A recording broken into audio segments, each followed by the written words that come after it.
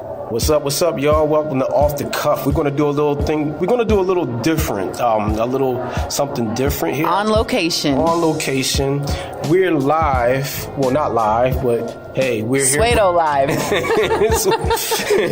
We're here with Dr. Neil Lester, who is no stranger to Radio Supa. You know, he's on Off the Cuff. He was on Midnoon Marauders.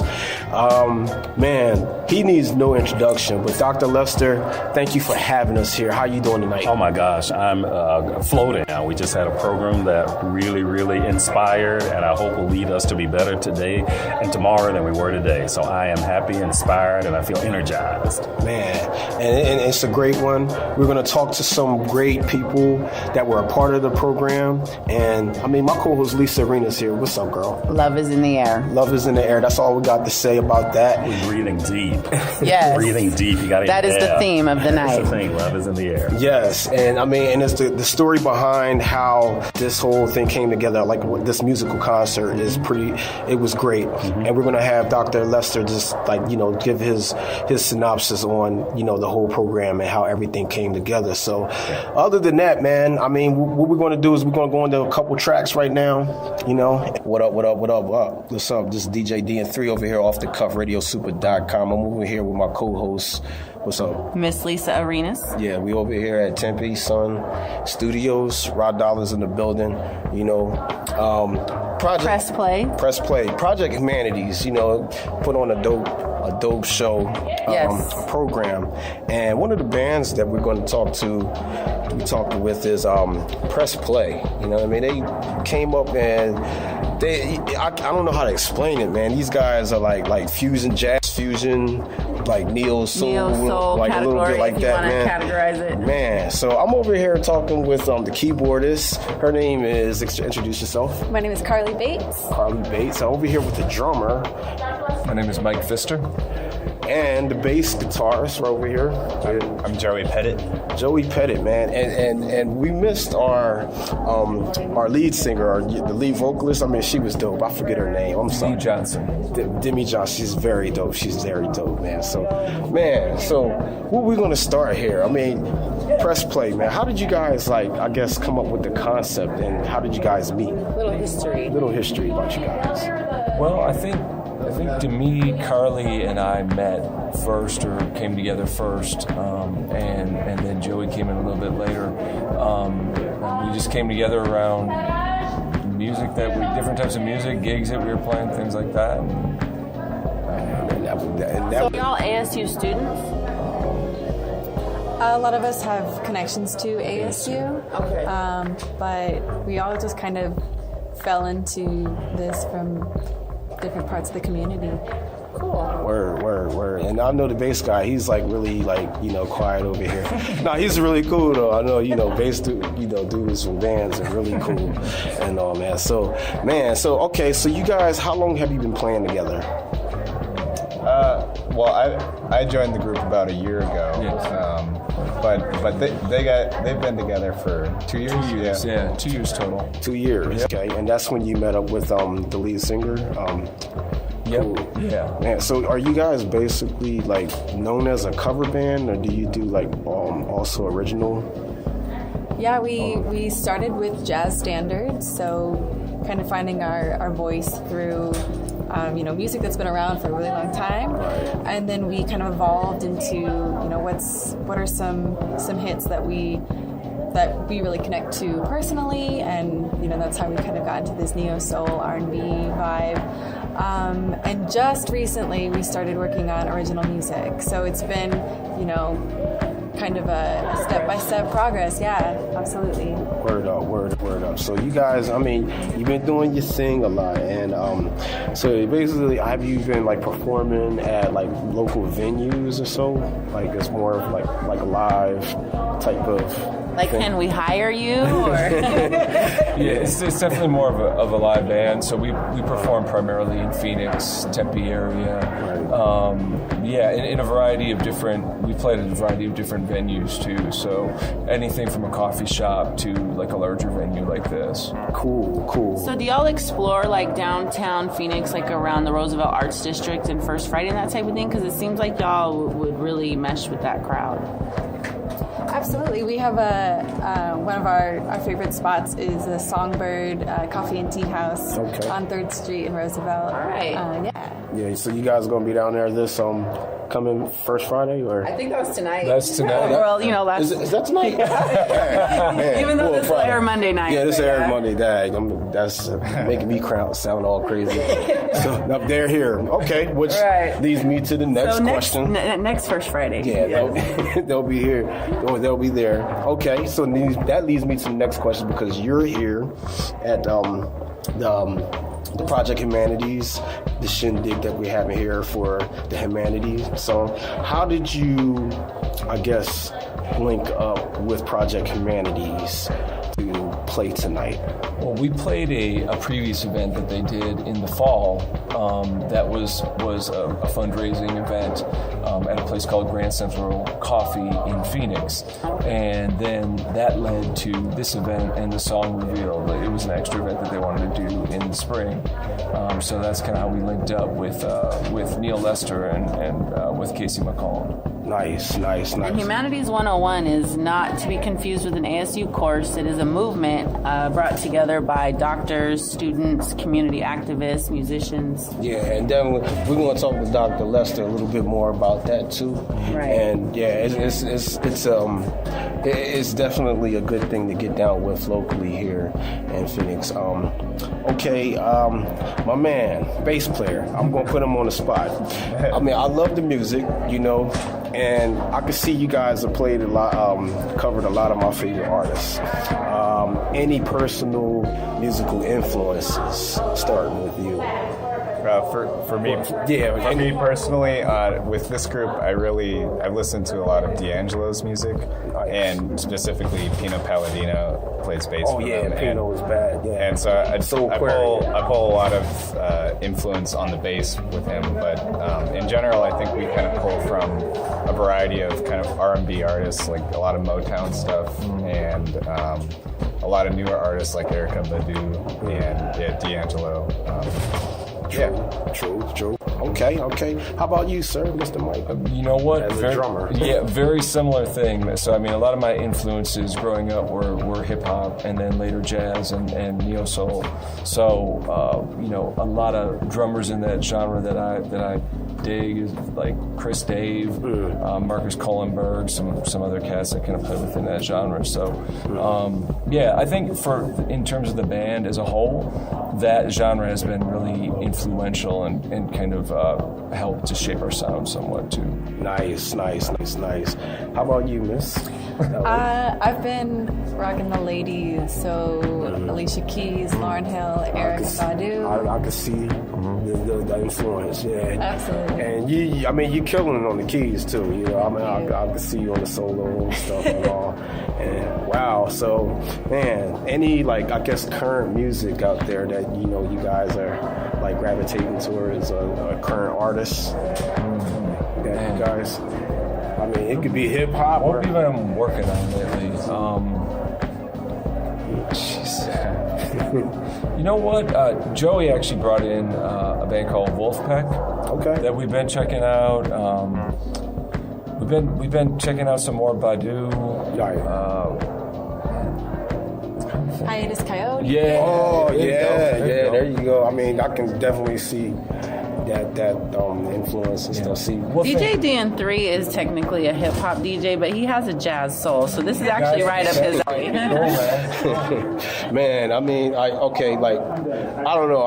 I'm kind of excited for the new Kendrick Lamar project. I mean, I don't think it's going to sound like the Pimp a Butterfly, but as far as his musical ear, on the hip hop side or so, it's pretty cool. Oh, I think we.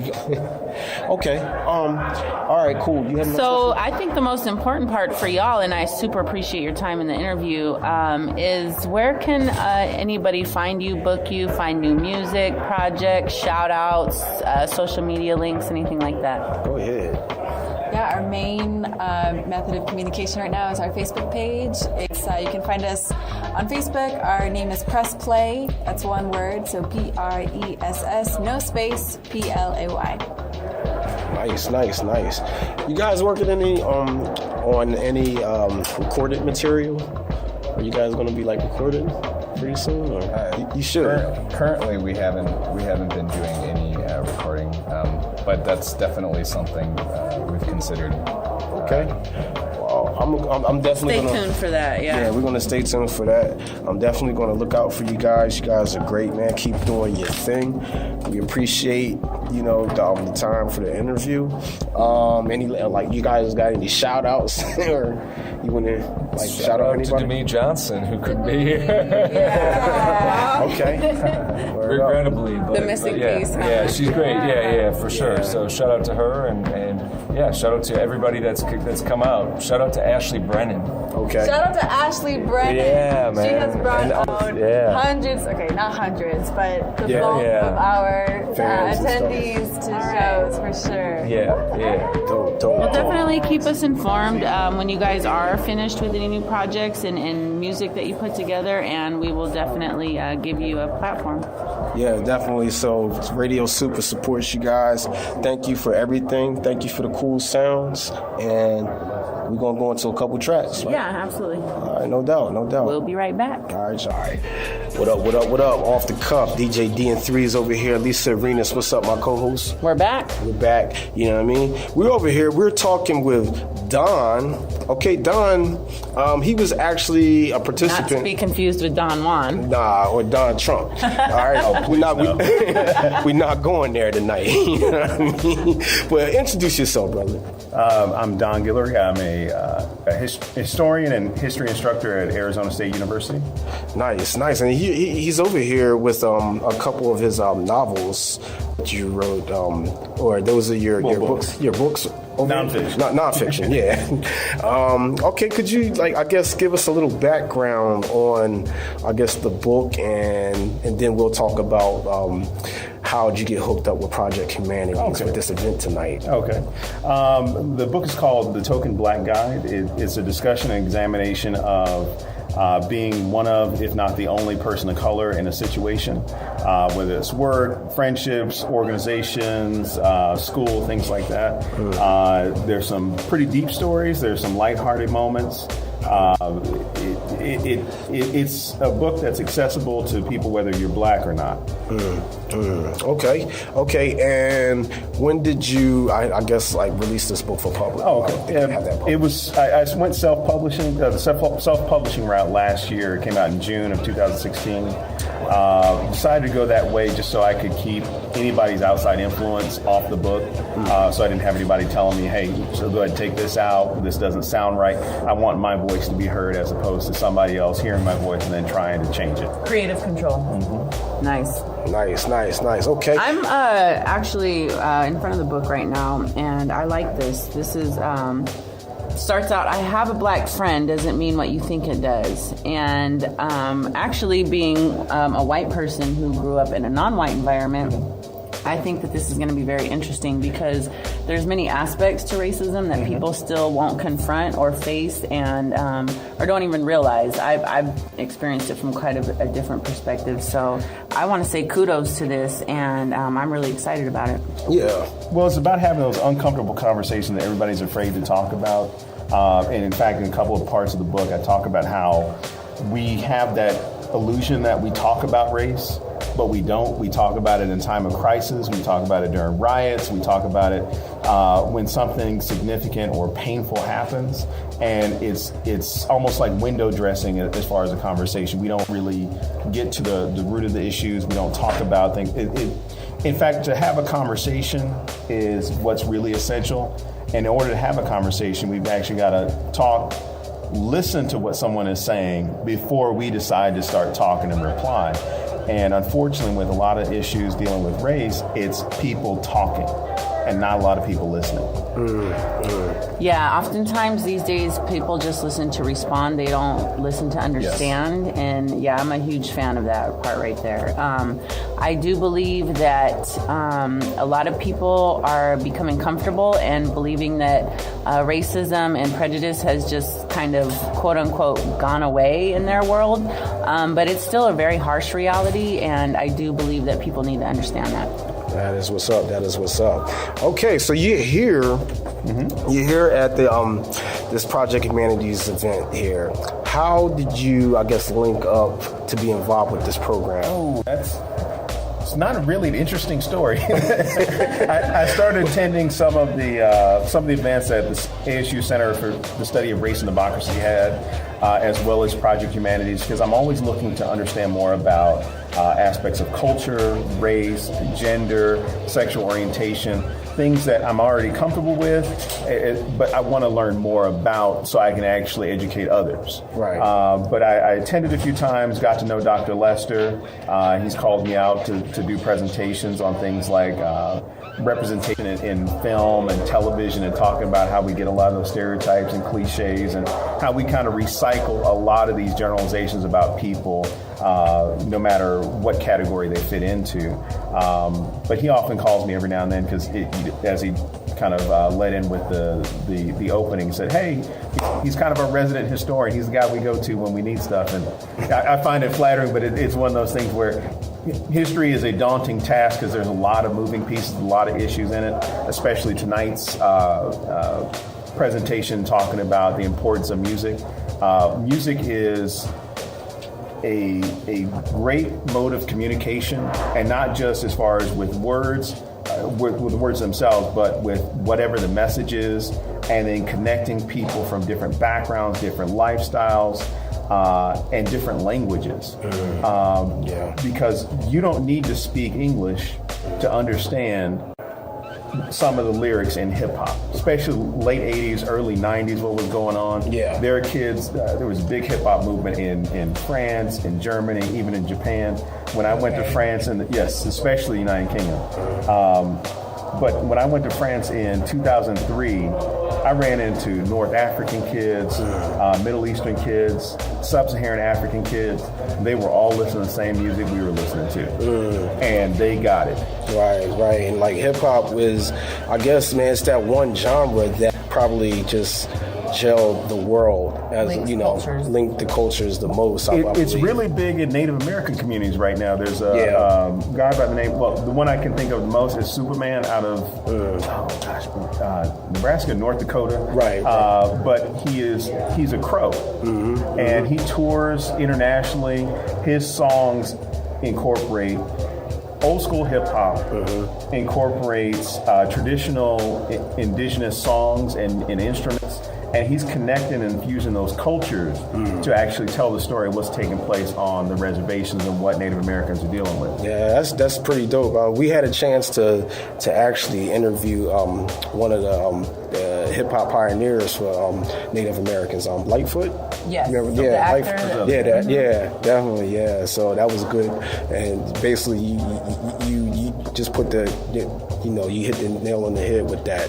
And I want to commend you on being a historian, because that is, I think, a very undervalued and important part of just moving forward in the future and remembering who we are as a world and a history and individual culture. So I just commend you for that. Thank you. Some days are better than others, and then some days you look at your Facebook feed and you just want to beat your head over the computer. I know what that's like. Yes. So Don, please tell us how can our audience buy your book, to reach you. The book is available on Amazon. If you're Prime, you get the paperback. If you buy the paperback and you're Prime, you get the paperback and Kindle version together. Okay. Kindle by itself is like $5. The paperback is $15. But I'm old school. I like to have the book in my hands. Me too. I need the paper. I want to touch it. I want to make notes. I want to do all types of things. Right. It's easier to show people when you find something cool or something At least interesting. one place on the computer. Yes, and it's a big pain. But I'm also on Twitter. You can just type in or do a search for Token Black Guide, and I'll come up. If you follow me, I'll follow you back. Nice. No DMs, though. No DMs. Keep the X-rated stuff to yourself. Nice. Well, Don, man, thank you so much for talking. We're off the cuff, man. We're going to be looking out for you. Pleasure meeting you, too. Man, we're going to get out of here. Let's do a couple more songs. Absolutely. And then we will go eat. Yes. All right, y'all. JD and 3, off the cuff. We're back, radiosupa.com.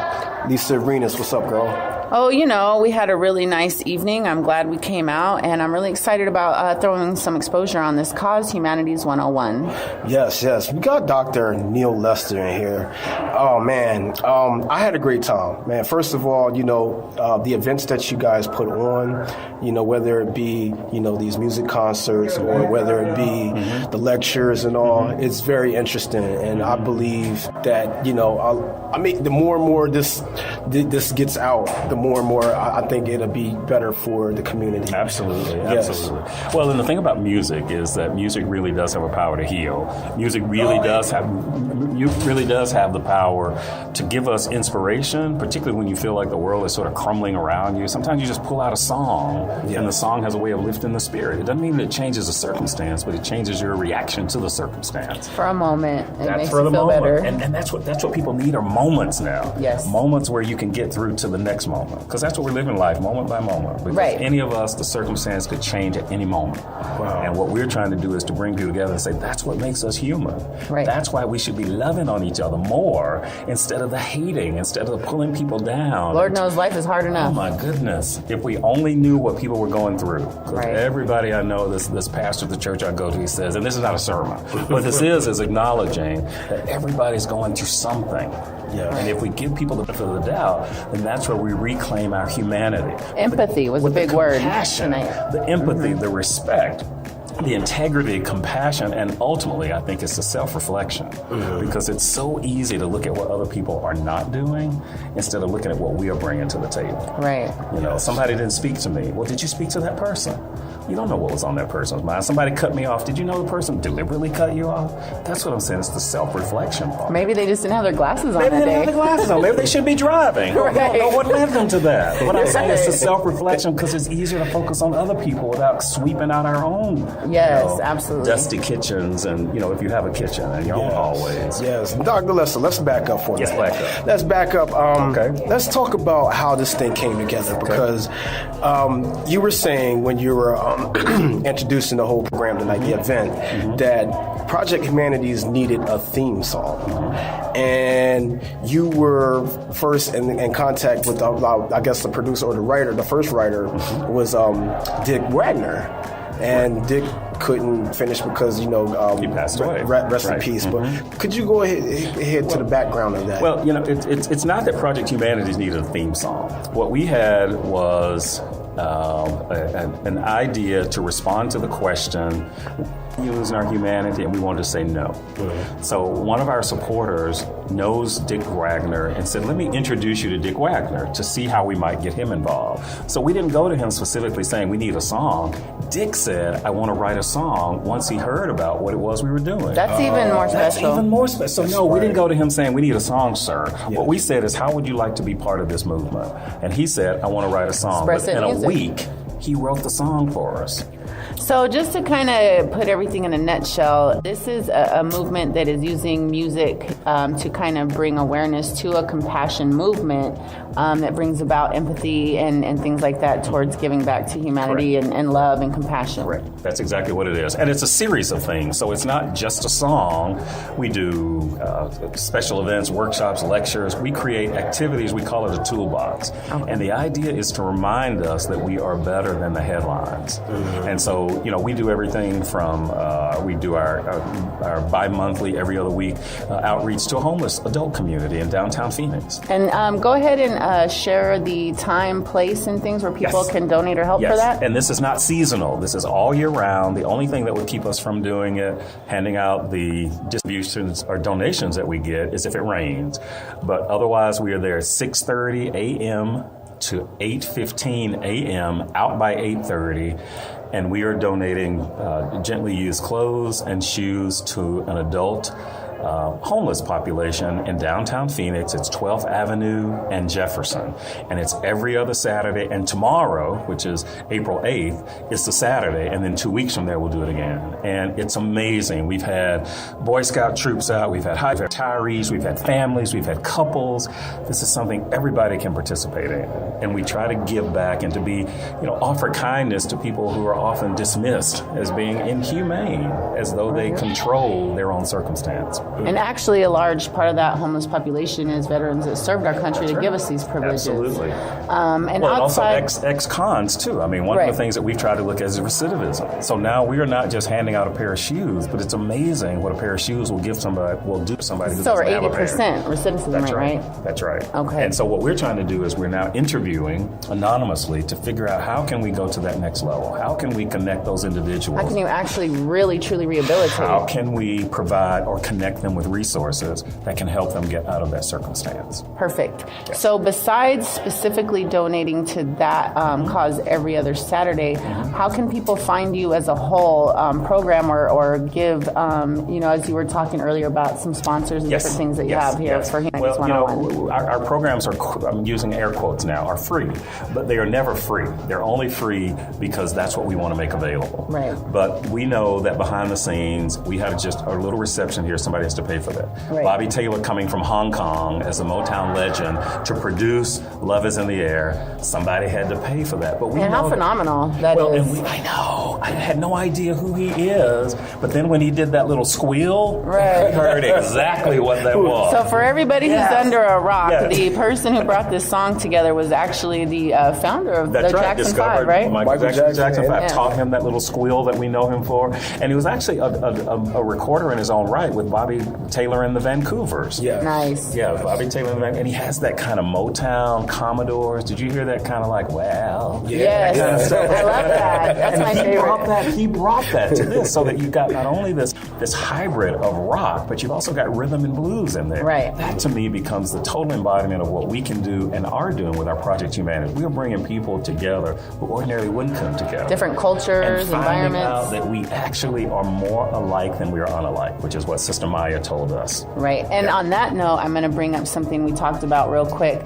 I was on intermission waiting in line in the bathroom, and a gentleman standing next to me said, "This is the very first time I've ever heard poetry presented in the spoken word format." And I thought, how powerful that is. That some of us take for granted that we see these things every day, and to see him moved by something like that really made me feel good about the whole thing tonight. Well, and that's if it's the person I think it is, and we often have that, because that's what we try to do. I mean, we've had programs where we brought barbershop with gospel, with rock.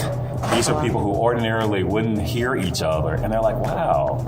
That melody's nice, huh? Right. And then you're like, oh, y'all do that? So that's what I think hallmark is how can you find people who ordinarily wouldn't come together and create something that will never be created like that again. Because when we come together to do it, it's all about bringing people together to do three things: talk, listen, and connect. Wow. And we think that... And listen to understand. Oh my gosh, not to just reply. And that's one of the things that I have to work on, which is about the self-reflection, is the listening.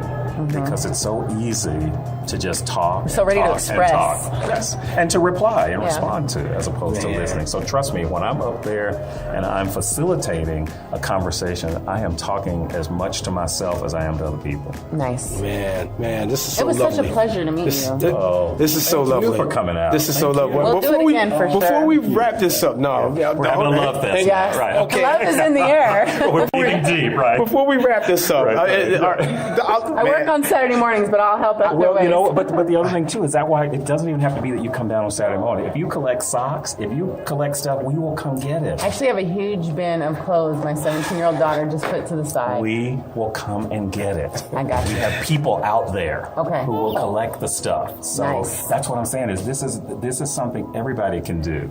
Now, before we wrap this up, because I know I love this man, Dr. Lester, and it's always a pleasure to like pick his brain at certain things. But I want to, get a little bit in your brain about your musical taste. Oh, okay. We do have to bring it back to music just a bit. Just a little bit. Just a little bit. We're all very eclectic, though. Don't be scared. Okay.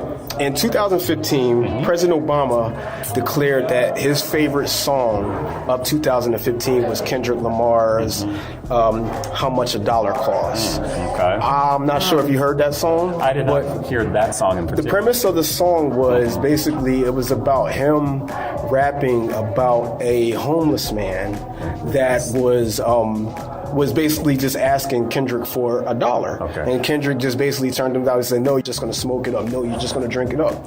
And then at the end of the song, Kendrick revealed that this man was like, hey, you know, have you ever read Exodus chapter 13? Right. And basically that man turned out to be God in the flesh. Right. Yeah. And he lost his spot in heaven because of that. Right. Yep. And that was so that interesting. Sounds like a parable. You're right. It's a parable. Right. Right. And it was supposed to like... You never know who's next, but who's right beside you, right? Right. So the reason I bring that up because I would love to know if there was like any type of like artist or current song or you know record that you're feeling right now that has a message. Okay. So you're talking about contemporary or just anything. Yes. Well, I can tell you right now that the song that is inspiring me, and I understand that it's also John Legend's favorite song. Okay. Who grew up in the church because my dad was a preacher, and so I love gospel music, and I love the connections between gospel and blues, and I love the storytelling that hip hop comes out of. But you know, the song that is sort of in my heart and on my heart now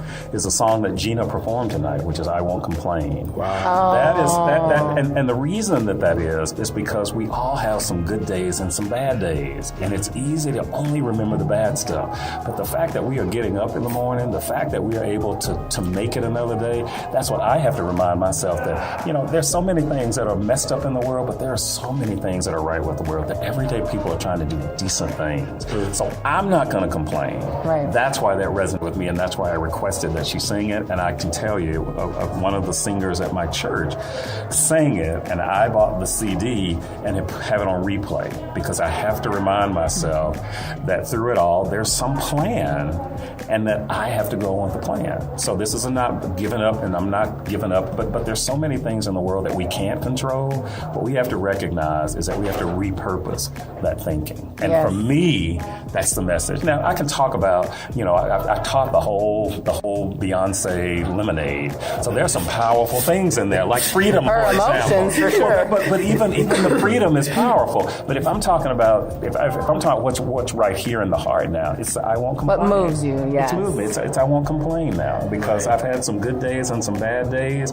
But when I stop and think about it and stop thinking about myself, that's what can take me down on Saturday mornings, and I look forward to that. I can get out of my bed because I can go back to my bed. So I'm not going to complain. There's somebody who would love to be in your shoes. I think that the world as a whole these days is in this depressed rut that it's in because most people forget that every day wasn't meant to be easy or good. Actually, life is most hard, and you really do need to seek to appreciate the good moments and just accept everyday life for what it is. Well, and being grateful. You know, there's so many ways in which people are not grateful. And I'm talking about this. We do these privilege and bias workshops. And, you know, there are people who come in and we like to point fingers at people. You're why the world is wrong. But, you know, there's so many ways in which we are bringing baggage that we're not even aware of. Right. So that's what I'm saying is that's why the Humanity 101 movement resonates, because everybody can be respectful. Everybody can have, it's about choices when we say, are you going to pick up that? Or are you going to stop and help somebody and say, what can I do to help you? And not put a caveat on, if I give you this money, what are you going to do with it?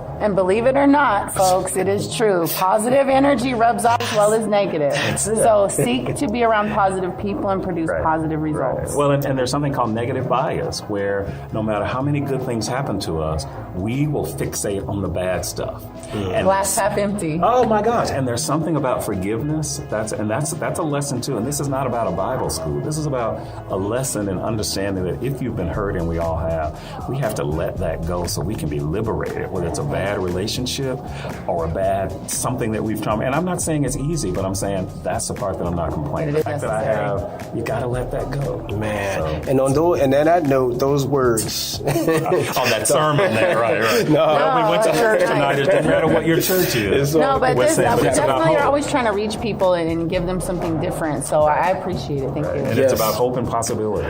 You know, with Dr. Lester, thank you so much for having us, man. Oh my gosh, thank you for being here, because the fact that you were here just made my spirit soar. Oh man. This was a really good night. Thank you. Thank you so much. And shout out to Christina over there. Yeah, let's get her on the microphone real quick. If you want to say hello, she's Christina with Project Humanities. Just wanted to say hello. Hello. She said so. Hello. Now she's trying to be all shy. Right. Thank you both for being here too. All right. And for continuing to do the positive work that you're doing. Thank you, sir. Because not everybody's doing that, so that's why you gravitate toward those who are. Yes, so absolutely. thank you for the work, because I know it could be very easy Like mine. to gravitate toward other stuff.